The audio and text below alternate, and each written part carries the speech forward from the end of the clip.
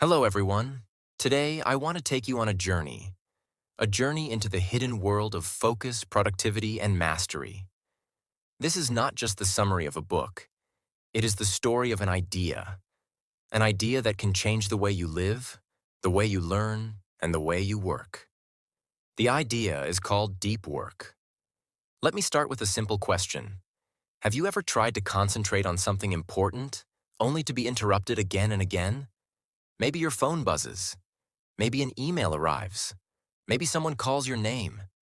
Suddenly, your mind is scattered. You feel busy, but not truly productive. You work hard, but you don't feel like you move forward. Does this sound familiar? Now imagine another world. A world where your attention is like a laser. You sit down to write, to read, to study, or to create. And in those hours, nothing can break your focus. You dive deep. You create something meaningful. You finish work that others cannot. This is the power of deep work. The book Deep Work was written by Cal Newport, a professor and writer. But instead of beginning with the author, let me tell you the story of a man who lived many years before Cal Newport. His name was Carl Jung, the famous psychologist. In the 1920s, Carl Jung was in a battle. Not a battle with weapons, but with ideas. He was trying to understand the human mind in ways no one had done before. But to do this, he needed intense focus. So what did he do? He built a stone tower in the countryside, far away from distractions. In that tower, he worked deeply. He thought, he wrote, he discovered ideas that changed psychology forever. Without that deep work, Jung would not have achieved his breakthroughs. This is the beginning of our story. Deep work is not new. It has always been the secret behind great achievements. But in our modern world, it is rare. Why? Because we are drowning in distractions. Social media, endless notifications, meetings, messages. All of these things pull us into what Cal Newport calls shallow work. Shallow work makes us feel busy, but it does not move us forward. Deep work, on the other hand, is valuable, meaningful, and rare. Newport says, in today's economy, deep work is like a superpower. Those who can focus deeply will rise.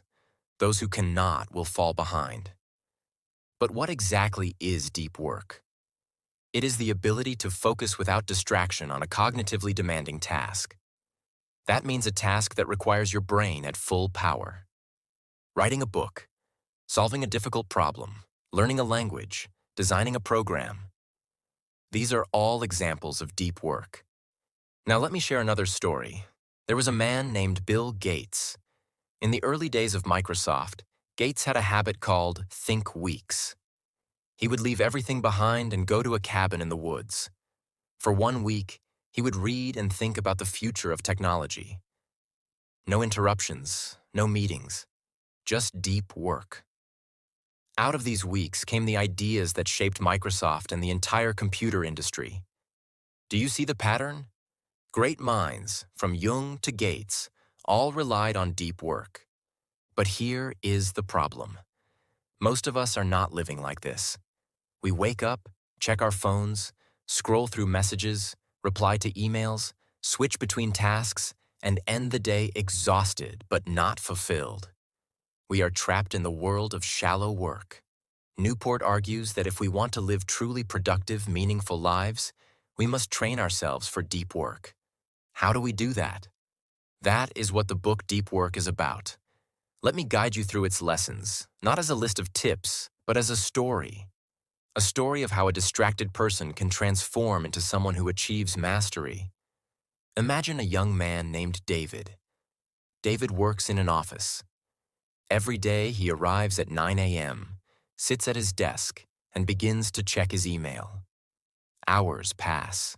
He goes to meetings, replies to messages, looks at reports, and scrolls through social media during breaks. By the end of the day, he has done a lot but accomplished little. Deep inside, he feels stuck. One day, David discovers the book Deep Work. At first, he's curious. Then he begins to see his own life in the pages. He realizes he's drowning in shallow work. He sees that if he continues like this, he will never build anything truly meaningful. He decides to change.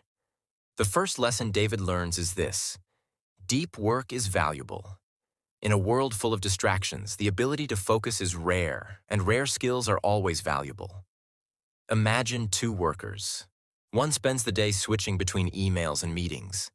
The other spends 3 hours in total focus, writing a brilliant report. Who do you think will be more successful in the long run? The one who works deeply. The second lesson is this: deep work is meaningful. When you are deeply focused, you feel a sense of flow. Time disappears. You are fully alive in the present moment. Your mind is stretched, and your spirit feels satisfied. Shallow work may fill your schedule, but only deep work can fill your soul. The third lesson is this: deep work is rare. Most people live in constant distraction. That means if you can train yourself to work deeply, you will stand out. You will have an advantage that few others have. David begins to change his habits. He learns the rules of deep work that Cal Newport describes. The first rule is work deeply. That means creating rituals and routines to help you focus. David sets up a daily schedule. Every morning, he blocks 2 hours for deep work. During that time, no phone, no email, no social media, just pure focus. At first, it is difficult. His mind wanders. He feels the urge to check messages. But slowly, he trains his brain like a muscle. And just like muscles grow with exercise, his ability to focus grows stronger. The second rule is embrace boredom. In the modern world, we are addicted to stimulation. Whenever we feel bored, we reach for our phones. But Newport teaches that to focus deeply, we must practice being bored. We must allow our minds to rest without filling every moment with entertainment. David tries this. He stops checking his phone during breaks. He allows silence into his life. At first, it feels strange. But soon, he finds that his mind becomes calmer, clearer, sharper. The third rule is quit social media. Newport is not against technology, but he warns that social media can destroy attention. David decides to quit one platform. He deletes the app. At first, he feels he is missing something. But then he realizes he has gained time, energy, and focus. He no longer spends hours scrolling aimlessly. Instead, he invests that time in deep work. The fourth rule is drain the shallows. That means reducing shallow work as much as possible. Meetings that waste time, emails that bring little value, tasks that look urgent but are not important. David learns to say no. He protects his time like a treasure, because he knows his deep hours are where his true success will come from. Weeks turn into months. David's life transforms. He writes reports that impress his boss. He learns new skills faster than his colleagues. He even finds time to work on a personal project, something he had always dreamed of but never had energy for. All because of deep work. Now let us step back from David's story and look again at Cal Newport's ideas. He explains that the world today is divided.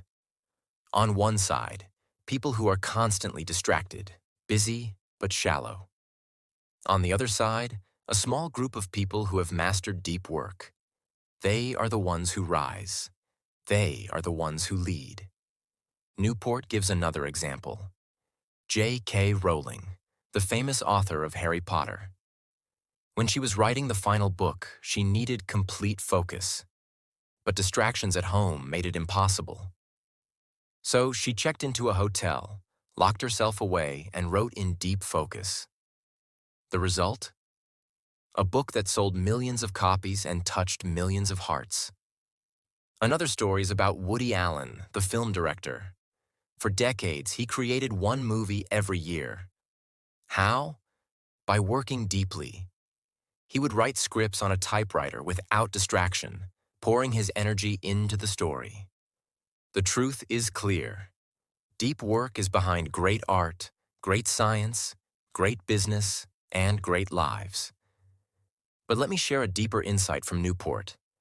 Deep work is not only about productivity, it is about meaning. In a world full of noise, choosing to focus is an act of respect for yourself and for your work. It says, "This matters. I will give it my full attention." When David continues his journey, he discovers something unexpected. Deep work not only makes him more successful at work, it also makes him happier. He feels more present in his life. He enjoys his free time more because he knows he has done meaningful work. He no longer feels guilty or restless. His mind is free. This is the magic of deep work. It creates both success and peace. Now you may wonder, can anyone do this? The answer is yes, but it requires training. Newport compares it to physical exercise. If you go to the gym for the first time, lifting weights feels hard. Your muscles are weak. But with practice, you grow stronger. Focus is the same. The more you practice deep work, the easier it becomes. So how can you begin? The path is simple but powerful. Start by creating time blocks for focus. Remove distractions. Protect your mind from constant noise. Practice boredom. Reduce shallow work. And slowly, you will build the habit of deep work. Imagine your life if you follow this path. You could learn a language faster. You could write a book. You could start a business. You could master a skill that sets you apart. You would not just be busy, you would be brilliant. Deep work is not about working longer hours. It is about working with full attention. 2 hours of deep work can be more valuable than 10 hours of shallow work. That is the secret.